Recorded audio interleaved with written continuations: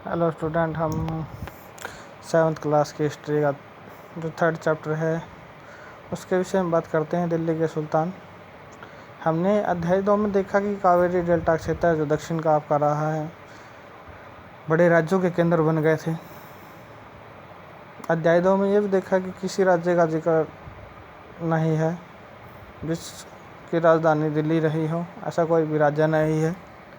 इसकी वजह है कि दिल्ली महत्वपूर्ण शहर 12वीं सदी में ही बना है, उससे पहले नहीं, क्योंकि हमने पहले जो पढ़ा वो 12वीं सदी से पहले का पढ़ा है। और पहल तोमर राजपूतों के काल में दिल्ली किस साम्राज्य की राजधानी बनी? 12वीं सदी के मध्य में तोमरों को अजमेर के चौहानों ने, जिन्हें चहमान अजमेर हम बात करते हैं जयपुर की, राजस्थान की, परास्त किया है। तोमरों और चौहानों के राज्यकाल में ही दिल्ली वाणिज्य का एक महत्वपूर्ण केंद्र बन गया था। वाणिज्य व्यापार का एक महत्वपूर्ण केंद्र बन जाता है यहाँ पे। और इस शहर में बहुत सारे समृद्धशाली जैन व्यापारी रहते थे। जैन धर्म के जो व्यापारी हैं, मानने वाले जो लोग हैं, वो वहाँ रहते हैं, जिन्होंने अनेक मंदिरों का निर्माण करवाया। यहाँ देलीवाल कहे जाने वाले सिक्के भी डाले जाने लगे।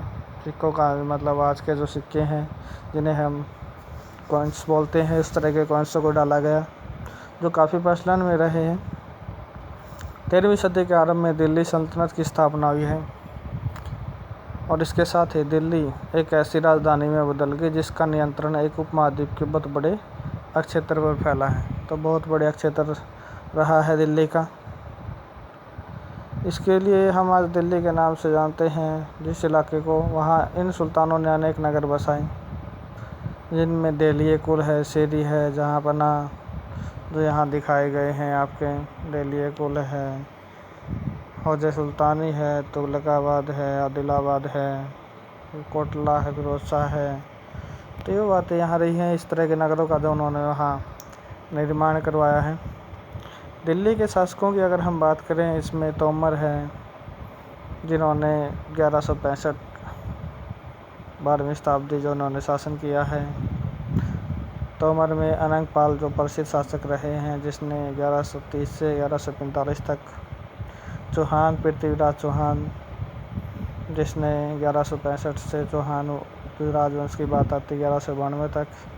उसमें पृथ्वीराज चौहान शासन करने वाले जो रहे हैं यहाँ पे आपके 75 से 92 तक रहे हैं। तुर्की शासक आ जाते हैं। उसके बाद कुतुबुद्दीन ऐबक, रजिया सुल्तान, गियासुद्दीन बलबन,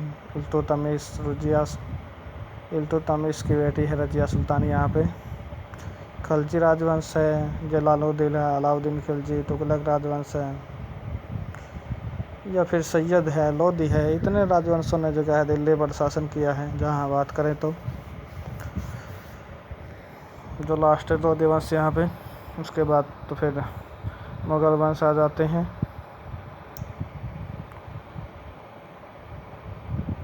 दिल्ली के सुल्तानों के बारे में जानकारी के विषय में बात की गई है, कैसे हमें मिली है, उनके विषय में जानकारी के जो स्रोत के माध्यम रहे हैं, अभिलेख हैं, सिक्के हैं, भवन निर्माण कला के माध्यम से काफ़ी सूचनाएं हमें, कुछ जानकारियां हमें मिली है, जिन पर कुछ लिखा गया है।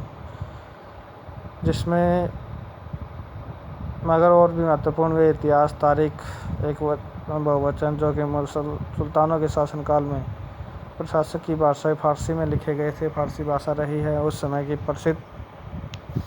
आगे इसमें अगर हम बात करें, इसमें तारीख के लेखक, सचिव, प्रशासक, कवि, दरबारी जैसे सुशिक्षित व्यक्ति होते थे जो घटनाओं का वर्णन भी करते थे और शासकों को प्रशासन संबंधी सलाह भी देते थे, क्योंकि सचिव उनका कार्य है, प्रशासक उनका यही कार्य है।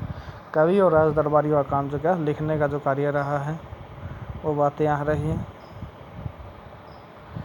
और ये कुछ यहाँ बातें भी हैं कि तारीख के लेखक नगरों में रहते थे और गांव में शायद ही कभी रहते हों। तो कहता है कि शहरों में रहने वाले हैं लेखक हैं जो, और वे अक्सर अपने इतिहास सुल्तानों के लिए उनसे ढेर सारे इकराम पाने की आशा में लिखते थे, क्योंकि जो बातें लिखते थे वो राजा के जो विजय रही हैं उनका गुणगान करने के लिए। लेखक अक्सर शासकों को जन्मसिद्ध अधिकार और लिंग भेद पर आधारित आदर्श समाज व्यवस्था बनाए रखने की सलाह देते थे। जन्म पर विशेष अधिकार आपको पता ही है। लोग मानते हैं कुलीन व्यक्ति और कुछ खास परिवार में जन्म लेने के कारण शासन करने का अधिकार विरासत में मिलता है। तो विशेष परिवार में जन्म लेते हैं उनका विशेष जो क्या है अधिकार मिलते हैं।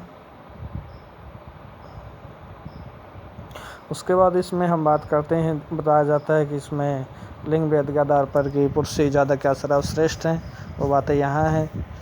सन 1236 में सुल्तान इल्तुतमिश की बेटी रज़िया सिंहासन पर बैठती है। मैंने कहा था कि इल्तुतमिश की बेटी रज़िया है। उस युग में इतिहासकार मिन्हाज सिराज ने स्वीकार किया कि वह अपने सभी भाइयों में योग्य और सक्षम थी, लेकिन फिर भी वह एक रानी को शासक के रूप में मान्यता नहीं दे पा रहा था।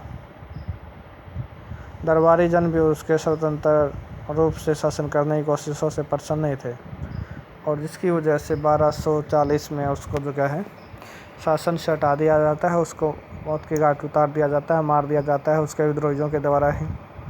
वो बातें यहाँ रही हैं। मिन्हाज सिराज ने रज़िया के बारे में यहाँ लिखा है कुछ कि सोचना है कि ईश्वर ने जो आदर्श समाज व्यवस्था बनाई उसके अनुसार स्त्रियों और पुरुषों के अधीन होना चाहिए, और वह इस शासन व्यवस्था के विरुद्ध जाता था। इसलिए वह पूछता है कि खुदा की रचना के खाते में इसका ब्यौरा चूँकि मर्दों की सूची में नहीं आता, इसलिए इतनी शानदार खूबियों से भी उसे आखिर हासिल क्या हुआ। तो कहता है रज़िया को क्या हासिल हुआ? कुछ नहीं हासिल हुआ, क्योंकि रज़िया अपने अभिलेखों सिक्कों पर अंकित करवा कि वह सुल्तान इल्तुतमिश की बेटी थी। आधुनिक आंध्र प्रदेश के वारंगल क्षेत्र में किसी समय काकतीय वंश का राज्य था, और उस वंश की रानी रुद्रमा देवी के व्यवहार से रज़िया का व्यवहार बिल्कुल विपरीत था। रुद्रमा देवी ने अपने लेखों में अपना नाम पुरुषों जैसे लिखवाकर उनको पुरुष होने का भ्रम पैदा किया था, और एक महिला शासक थी, वो रही है। कश्मीर की रानी दिद्दा, उनका नाम देदी बड़ी बहन से निकला है। जाहिर है कि प्रजा ने अपनी प्रिय रानी को यह स्नेह भरा संबोधन दिया। तो ऐसे कुछ नाम रहे हैं। जिस तरह रज़िया ने जो कार्य किया, शासन किया है, वैसे ही यहाँ पे जो रुद्रमा है उसने शासन किया है, वैसे ही दिद्दा उसने शासन किया है। लेकिन रज़िया को जो क्या है वो सम्मान नहीं मिल पाया जो यहाँ पे इन्हें मिला है। ये बात यहाँ कहना चाहता है। दिल्ली के सल्तनत विस्तार और गैरीसन शहर के विषय में हम आगे बात करेंगे। इसमें दिल्ली के जो भीतरी शहर रहे हैं जिन्हें गैरीसन शहर कहा गया है, किलेबंद जो बसाव सैनिक व्यवस्था रही है उसे गैरीसन शहर के तौर पे कहा गया है। वो बातें यहाँ पे हैं। तब तक धन्यवाद।